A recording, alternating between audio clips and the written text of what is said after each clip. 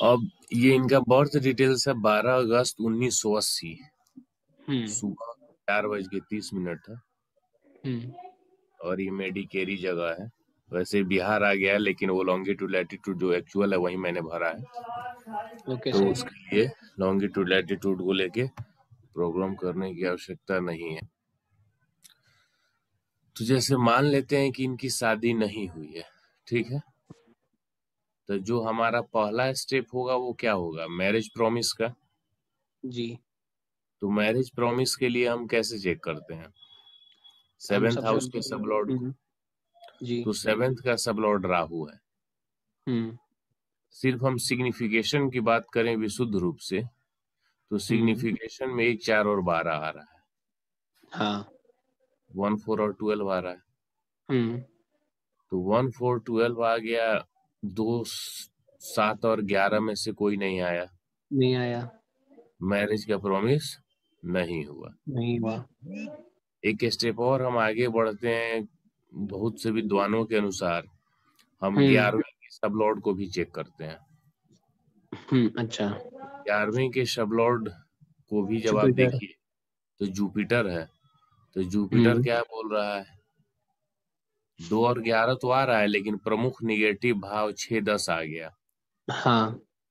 और इसमें मुख्य जो सपोर्टिव, विवाह का सपोर्टिव नहीं कहिए, सात विवाह का नंबर वो नहीं है। आत्मा है वो नहीं है। यानी हम्म एक तरह से आप इसको मान सकते हैं कि हाँ चलो 2 और 11 है हम्म तो मैरिज हो जाएगा। एक हम्म स्टेप और आगे बढ़िए तो दूसरे भाव का जो सबलॉर्ड है जुपिटर, वो भी वही है। वहीं 11वें का भी सबलॉर्ड है। और दूसरा हम्म भाव परिवार का होता है। हम्म जैसा कि मैं अक्सर आपसे बोलता हूं कि कोई भी इवेंट जातक के लिए ही होता है। हम्म तो लग्न के सबलॉर्ड को भी हमें देख लेना चाहिए। तो लग्न का सबलॉर्ड मार्स है। हम्म तो जब मार्स में आके देखेंगे तो मार्स 3 और 5 का सिग्निफिकेटर बना हुआ है। जी। तो मेन 7वां तो नहीं है, लेकिन सपोर्टिव है, यानी प्रेम संबंध है। हम्म अब इसमें थोड़ा सा और आगे बढ़ते हुए इस नाड़ी सिग्निफिकेटर में आ जाइए। तो जो 7वें का सबलॉर्ड राहु है उसमें 1, 2, 4, 12, स्टार लेवल पे 1, 4, 12 और सब लेवल पे जुपिटर 2, 6, 10। हम्म यानी पूरी तरह से निगेटिव कॉम्बिनेशन नेगेटिव बना है। हुआ है। सिर्फ एक उम्मीद की किरण की हम्म बात हम कहें तो दूसरा भाव आपको इसमें दिखेगा प्लेनेट लेवल पे, स्टार लेवल पे, हम्म 7वें के सबलॉर्ड के थ्रू। ठीक है। हम्म सब लॉर्ड हाँ। हाँ, कि ये दिखेगा और ये आपको बताएगा कि हाँ चलो कोशिश यदि की जाए तो उम्मीद है हाँ। रिजल्ट मिल सकता है। क्लियर। जी। अब यहाँ बात यही मेरा आपसे कहना था। जैसे आपका एक प्रेडिक्टिव एस्ट्रोलॉजी कोर्स है, इसमें रेमेडी हम्म सेक्शन की आती है, कब करना। हम्म इनकी उम्र 40 हो चुकी है ना। हम्म तो जब 40 हो चुकी है ऑलरेडी, तो ये बंदा का विवाह हो ही नहीं रहा है, तब तो आपके पास आया। हम्म तो आप भी कह देंगे कि हाँ विवाह तो नहीं हो रहा है, नहीं है, तो फिर क्यों आना। सही है। तो यहाँ आप अपने जो ज्योतिषीय ज्ञान है उसके हम्म थ्रू क्या काउंसलिंग देंगे, क्या एडवाइस देंगे, यही डिपेंड करेगा। तो ये आप उसको क्या रेमेडीज देंगे, क्या एडवाइस करेंगे, इसके लिए आवश्यक है कि आपका प्रेडिक्टिव पार्ट एकदम मजबूत होना चाहिए। हम्म जब तक, क्योंकि प्रिडिक्शन से ही आप तय करेंगे कि कौन सी रेमेडी आपको देनी है और कैसे उसका रिजल्ट आपको मिलेगा। ठीक है। जी सर। तो सबसे पहले मैं आपको बात बता दूं, इनकी शादी हो गई है।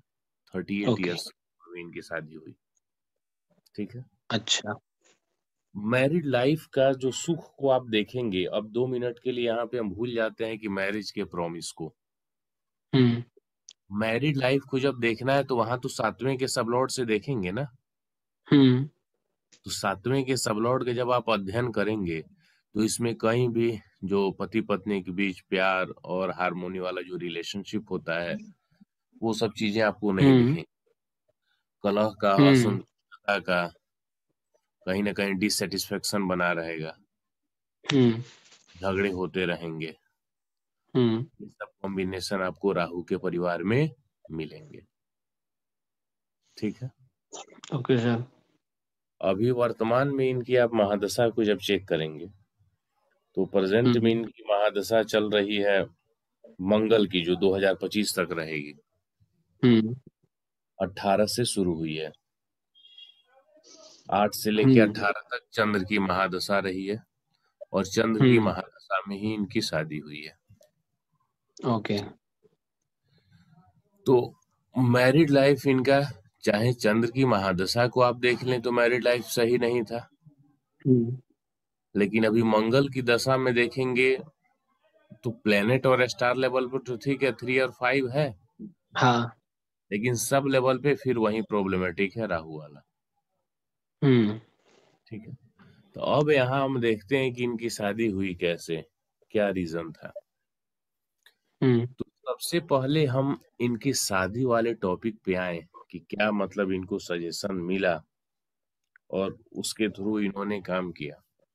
सबसे सामान्यतः हमारा ये माइंड, खासकर केपी जब हम पढ़ते हैं तो कुछ सर्टेन ऐसे फॉर्मूला है, हाउस ग्रुपिंग है, जो हमारे दिमाग में बैठ जाती है कि 7वां विवाह का है, छठा उसका 12वां, तो विवाह नहीं होने देगा।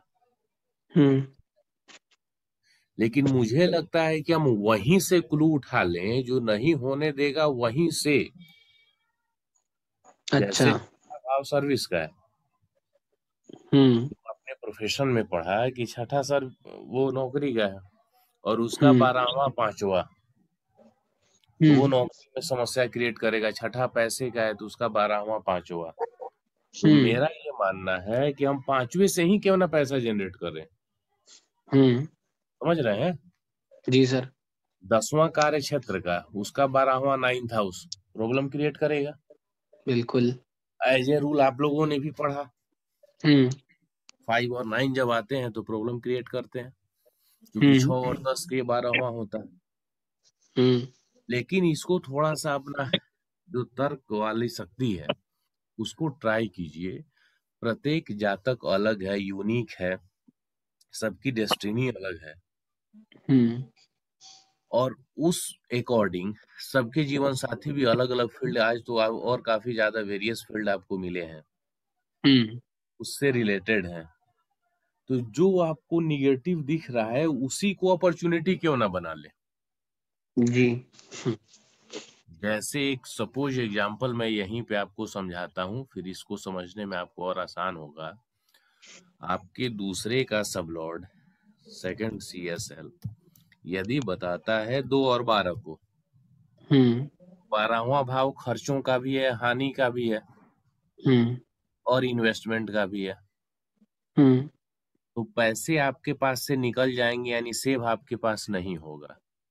तो ये 12वें को मैं जो खर्चे आपके पास होना है ये कहूं कि आप किसी न किसी काम में इसको इन्वेस्ट कर दें, तो वो इन्वेस्टमेंट के रूप में सेविंग हो जाएगी कि नहीं हो जाएगी आपके पास? हो जाएगी सर। प्रत्येक मंथ आप पोस्ट ऑफिस में या किसी भी बैंक अकाउंट में अपना एक रिकरिंग डिपॉजिट या जो भी है एक डाल लें कि इतना आपको हर एक मंथ जमा कर देना है। आपके पास से तो निकल गया, हाँ।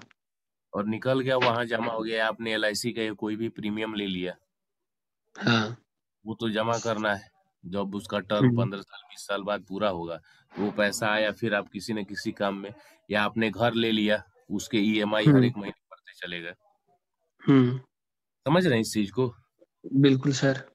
तो ऐसे ही हमें जो भाव दिखेंगे उसी से हमें रिजल्ट निकालना है।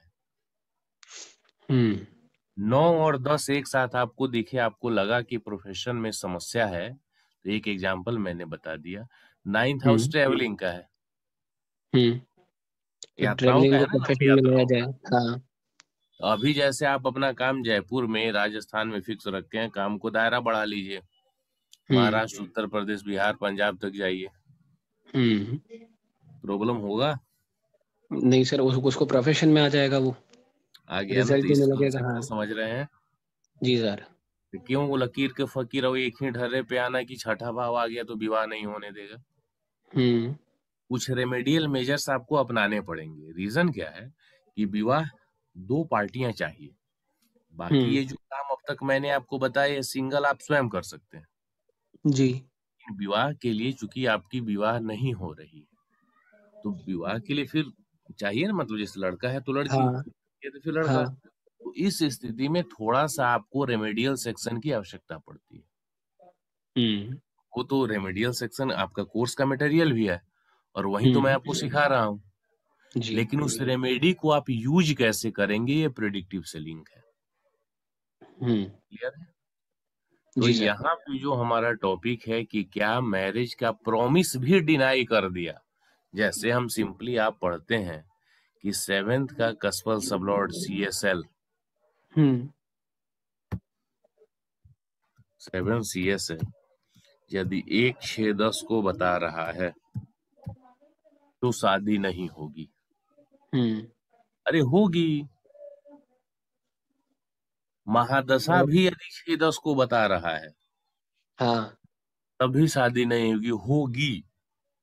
समझ रहे हैं? मगर अब मगर वाले पे आते हैं। हाँ हाँ। शादी होगी। ठीक। ओके।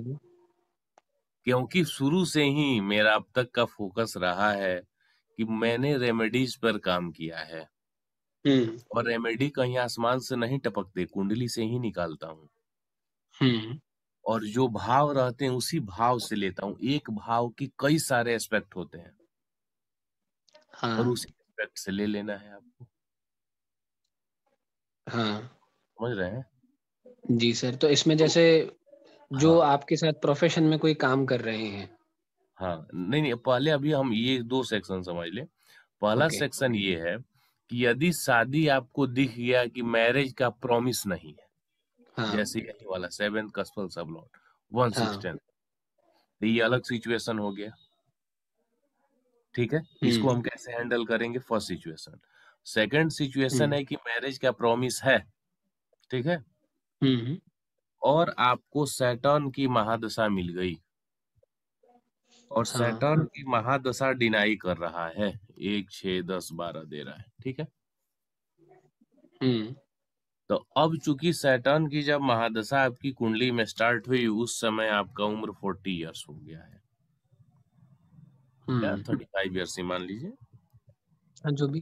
5 से 40 के बीच में मान लेते हैं। हम्म तब सैटर्न की महादशा बीतेगी तो पता चलेगा रिटायरमेंट का उम्र आ गया। हम्म। नहीं, जी सर, बिल्कुल। तो आपको विवाह सैटर्न की दशा में ही कराना है ना। हम्म। तो यहाँ पे सिचुएशन ये है कि मैरिज का प्रॉमिस है, लेकिन जो महादशा है वो वो महादशा नहीं दिखा रही। 16 साल या 17 साल या 20 साल वाली जो महादशा चल रही है, हर एक ग्रह का अलग अलग टाइमिंग है, तो लंबे हाँ। पीरियड वाला ग्रह का ही पकड़ लीजिए। या ऐसे भी मान लीजिए 35 40 साल उम्र है, सूर्य की भी महादशा आ गई तो 10 साल तो फिर प्रॉब्लम हो जाएगा। सॉरी, चंद्र की, 6 साल सूर्य तो का वही 6 साल निकाल है, देंगे, हाँ। चंद्र का 10 साल का है। तो हाँ, चंद्र की 10 साल की महादशा आ गई तो फिर 50 साल हो गया, बात तो वही हो गई। बिल्कुल। तो इस स्थिति में तो प्रॉब्लम आ जाना। हम्म। सूर्य 6 साल भी आ गया तो 40 और 46 साल नहीं हो गया। बिल्कुल सर। तो इस स्थिति में प्रॉब्लमेटिक है। हम्म तो यहाँ हम कैसे यूज करेंगे इस महादशा को? ठीक है। जी सर। तो अब हम यहाँ पे एक दिमाग आप अप्लाई करेंगे इस प्रेडिक्शन से ही। हम्म जो अब पहले केस पे आते हैं, जैसे प्रॉमिस नहीं है, हम्म। यानी 6 10 7वें का सबलॉर्ड बता रहा है, तो आप क्या करेंगे? तो आप पहले भाव के कस्पल सबलॉर्ड को चेक कर लीजिए, हम्म दूसरे के कस्पल सबलॉर्ड को चेक कर लीजिए, हम्म। 11वें के कस्पल सबलॉर्ड को चेक कर लीजिए। ओके। तीनों में कहीं से भी दिख गया 7वां भाव का कनेक्शन, हम्म तो एक उम्मीद की किरण बंधी। हम्म यहाँ मैं ये नहीं कर रहा, मैं रूल को डाइवर्ट नहीं कर रहा, मैंने क्या हम्म। बोला? उम्मीद की किरण बंधी। ठीक है। क्योंकि ये सब सपोर्टिव ही है। लग्न आप स्वयं है, दूसरा परिवार का है, 11वां आपका विश फुलफिलमेंट का सब है। पढ़ते हैं, हाँ। विश कहीं से आपका फुलफिलमेंट होना है, आपकी अपनी कमाई से हो, आपके पापा दें या आपकी मम्मी दें। हम्म। समझ में आया? पूरा हुआ कि नहीं हुआ काम? हाँ सर। तो बस वही चीजें हैं, उसी को मैंने यहाँ पे प्रैक्टिकल अप्रोच लगाया।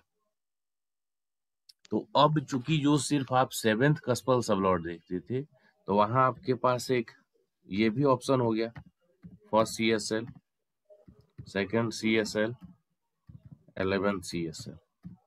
तीन ऑप्शन से भी आप चेक कर सकते हैं। जी।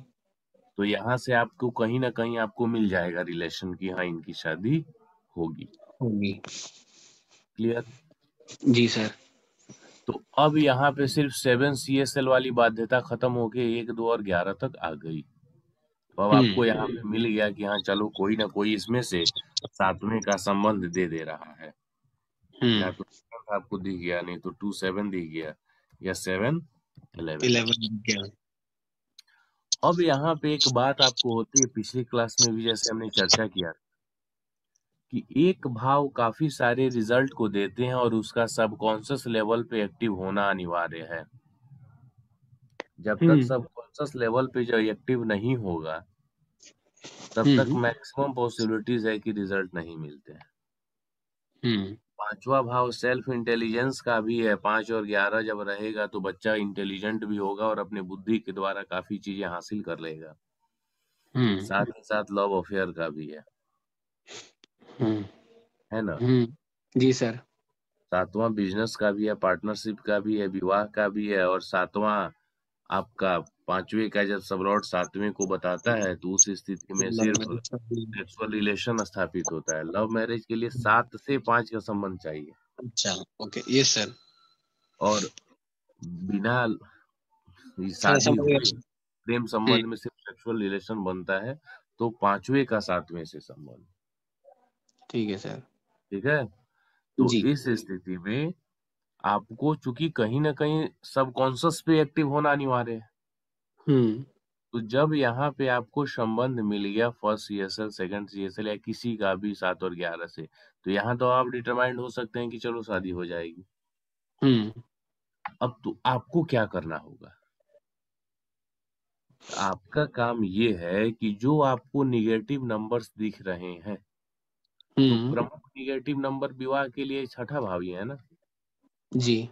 उसी छठे को अपने लिए पॉजिटिव बना लीजिए ना। कैसे सर? अब उसी छठे को अपने लिए पॉजिटिव कैसे बनाएंगे, यही तो मेन मुद्दा है। तो अब छठे भाव से संबंधित आपको कितनी जानकारी है, जितना मैक्सिमम आपको डीप नॉलेज रहेगा